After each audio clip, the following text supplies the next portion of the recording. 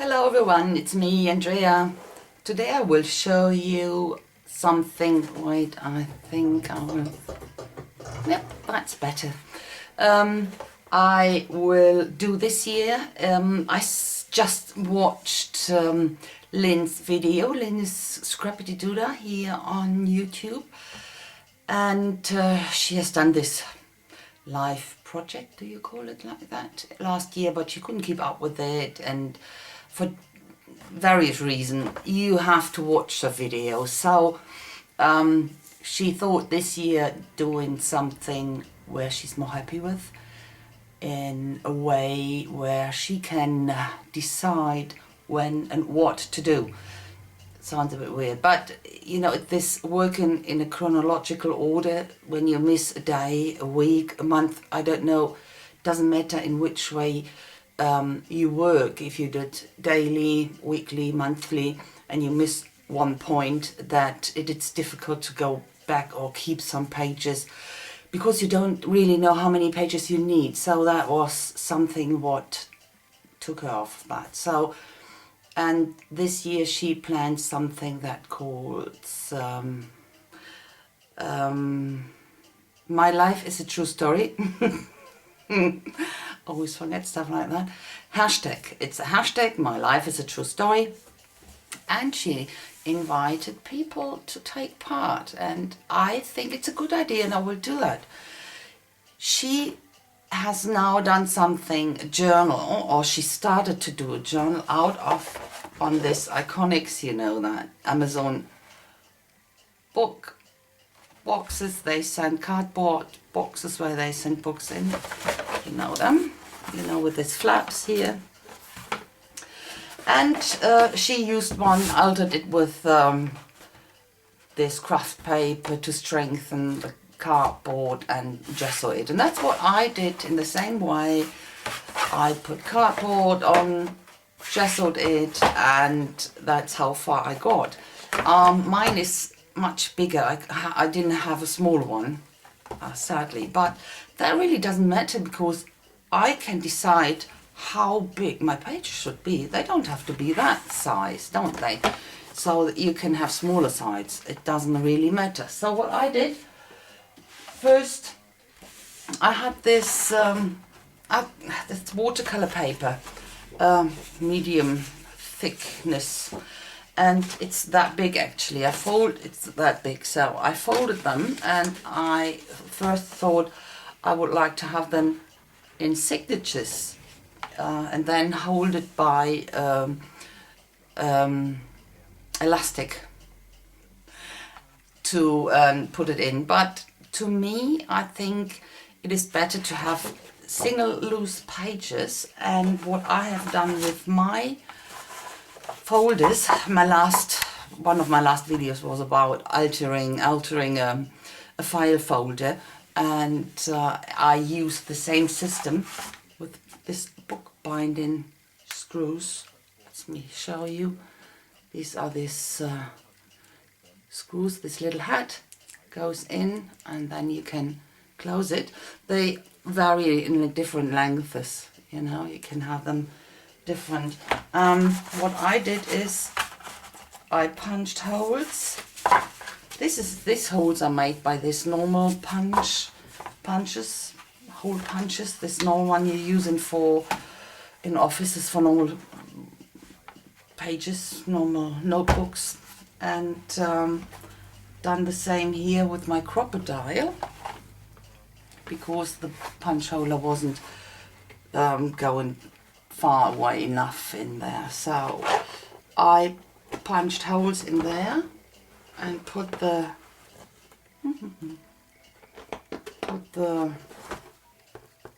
book binding screws through.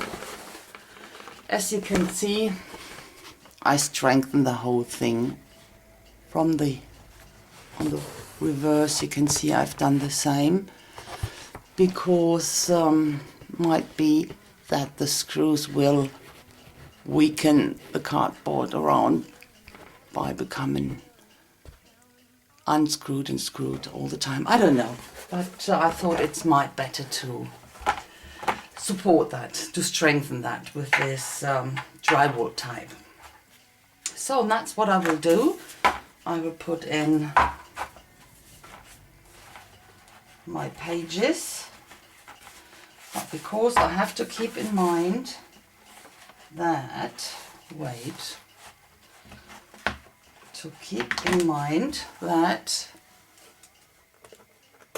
on the top the screws are going through, there will be holes. So I have, when I work on the pages, to keep that in mind, to leave a little gap, or I don't mind punching the hole through my artwork. Not really bad, isn't it? So that's what I decided to do. And Lynn actually is thinking of using these flaps in a way of waterfall photo something, and I haven't decided yet what to do with it. I think it might be a good idea, but it is not my priority at the moment, because it really doesn't matter when you fill that with something. I will keep all my stuff when I have tickets, whatever it is, photos, I will keep, and then think later about how to attach them, in which way, in which chronological order, and related to the page. I don't know yet. We'll see. But I think that's quite a good idea. To me, I think about using this not in a clear diary way. You know, I'm art journaling. I like to art journal, but I'm not a person of a lot of words, so I have simple sayings, a word, or I'm not writing and writing and writing, because a diary to me hasn't, or doesn't need to have a lot of words, because I know what it means. When I see this art journal page, I exactly know what happened, when it happened. So to me, words are not necessary. So that's what I think about that. But it will develop. I haven't got a clue how it will look at the end. That will be interesting. But I'm more than happy to go along with Lynn and do this hashtag That's My True Life project. So I prepared it, as you could see, and I will decorate it now, and I will take you with me on that journey while I work on it. I hope you have fun, and I will show you definitely some photos at the end. It could be that I'm coming back to you and talking about some stuff, if there's something to talk about and or to show much closer, or explain closer. I don't know yet, but I will show you now the process. Have fun watching, and I see you then. So I start with the inside, and I use different golden acrylics, most of the fluid ones, and I really like this combination, this gold green and this quinacridone nickel azo gold, a bit of the quinacridone burnt orange is with it, and one of them I really like is nickel azo yellow. Absolutely fantastic colors. And pull on several layers, and I use a bit of water sprayed on top, that it keeps moisture for a while, because I want to work through a stencil to take the paint partially off, as you can see me doing here.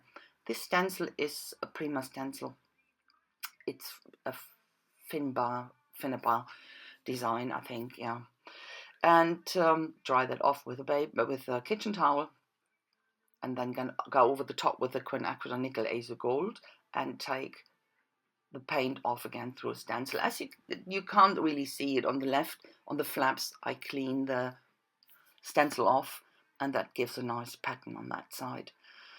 So that's again remove through a stencil, clean it off on the flaps, and then working on them with a very fresh neon green from Amsterdam is that one, and inside I use the green golden with a bit of the quinacridone on the edges, to let it look a bit distressed. So this is the green golden, that's the heavy body in a jar. And I go through this circle stencil on top. I don't know I don't know the company who made this stencil. I can't really tell you. I always throw the packaging away, so. But all the companies making this circle stencil. So on the left as well, the same color, but a bit richer, put it on. And this is a Donna Downey stencil, and I put the white gesso through it, and on the left the quinacridone again. And that's it. Stenciling wise, I will go on and work a bit further here with corrugated cardboard, press it into white paint, and then onto the page here, different directions. So, and that's my circles. I etch them with this black acrylic paint through a needle bottle. You can work fantastically with these needle bottles like them. And the last is a light wash with quinacridone nickel azo gold again. So the white will all take the color on. And that's it for the inside. I won't do more to the inside. As you can see here, all the different circles on it. Really like this effect, and stay basically in all the same colors. And I use them on the outsides as well. Spray a bit of water on, and I load my brush with the 3 different paints or colors, and then go up and down with the brush to get this pattern. And while it's still a bit wet, I put some water, sprinkle it on top, and then lift it off again.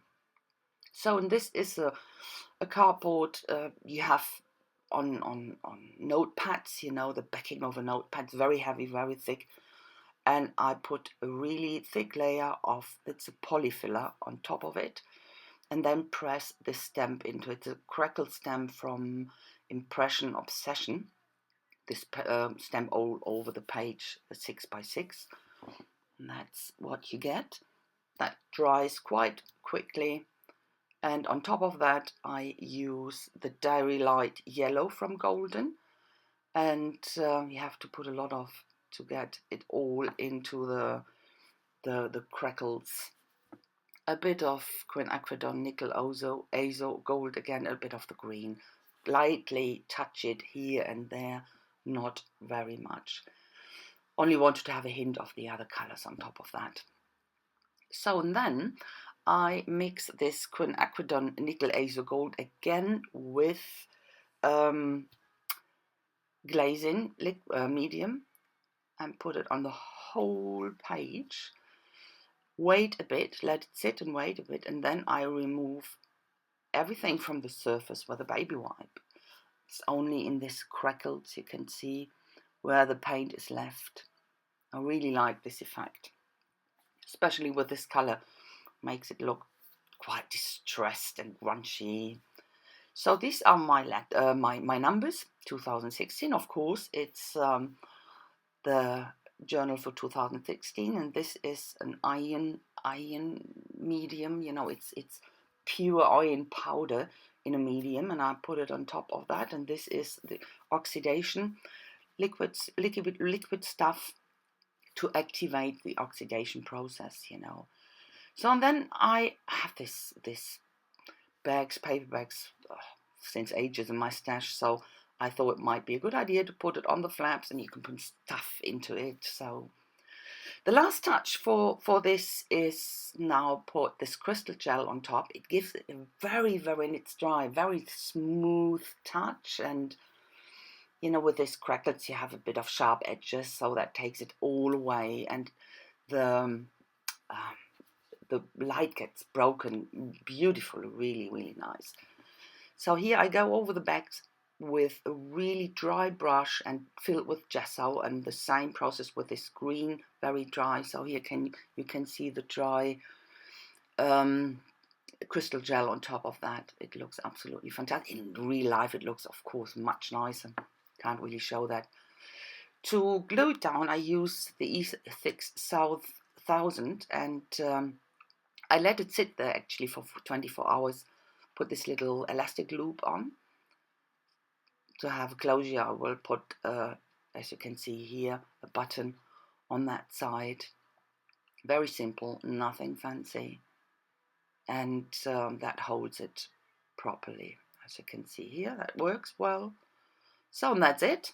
That is the finished journal. Now, of course, all the numbers have to go on. Of course, I glue them down. Nothing fancy. So I wanted to have the title not outside on my cover. So I put it here on these bags. And the title, of course, is My Life is a True Story. I will go over again with a black marker, and then at the end a bit over it with a white marker to outline it. But that's it. I think I can change stuff during the process, during the year. I will have a look what it will look like at the very end. So this is a close-up. This is the front, and I will show you the inside as well. I have the pages in already.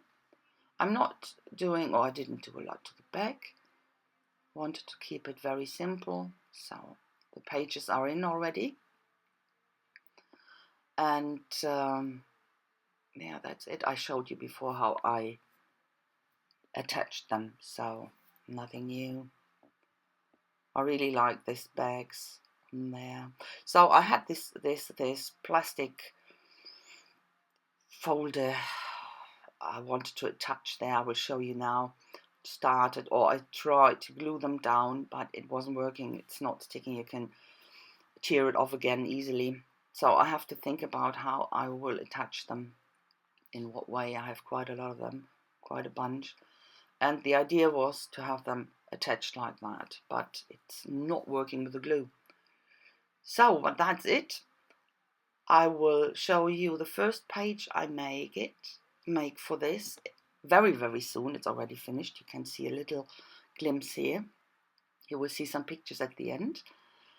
Thanks a lot for watching. I hope you like it. I had a lot of fun, and I will see you with my next project. So have a nice time, guys. Bye bye.